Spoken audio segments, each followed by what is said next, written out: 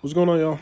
So, I had in mind to do this video about buying a piece of furniture from Facebook Marketplace. And I was watching this video of this woman who was giving her testimony. She said she was an ex Jehovah's Witness, and she was talking about how she realized certain things wasn't right in that organization, so she left. And she began to talk about like the spiritual things, and I'm into the spiritual things. And she began to say they would say everything is demonic. Like, for instance, oh, Harry Potter, you can't watch that, that's demonic. This, that, that's demonic, right? So on and so on and so on, or whatever. But the way she was talking about it was as if there is no truth to what they were talking about, which is, I don't agree with the organization, but there is truth to that statement that things like Harry Potter, yoga, Ouija boards, stuff like that is demonic. It's evil, it's wicked, it's against God, right? But and as she was talking about like, oh yeah, you go on a yard sale, you got to be careful what you buy because the person might be, practicing demonic stuff or whatever, which is true. But we have to be balanced and say not always the case, right? But the story I was going to tell was about the time me and my wife many years ago, we went to buy a dresser from this woman.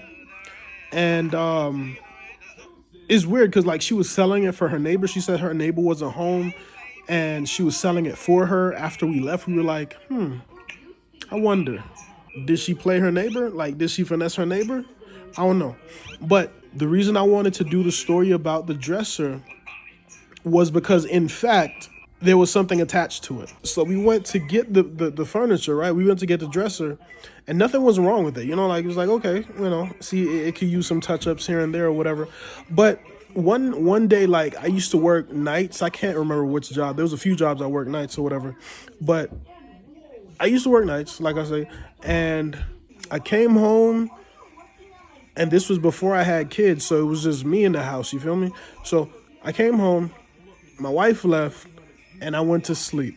All of a sudden, it's like I awake in my dream, and I'm laying in the bed and I'm looking towards my doorway, and I see this old lady in a wheelchair, one of those electronic wheelchairs or whatever. And she's just slowly cruising into the room. So I'm watching her like hit the button, to make it go left and go right. I'm watching this lady and she's coming to my side of the bed, and I'm just there like, all of a sudden, bro, like she pulls to my side, turns to me, and she just looks at me, and I turn and I look at her and I say, "Are you okay?" As she looked at me and she said,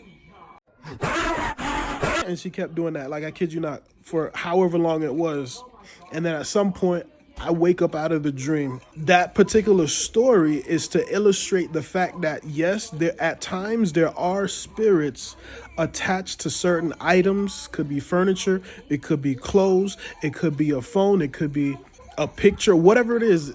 Spirits, demonic spirits, can be attached to things in your home or things you bring into your home.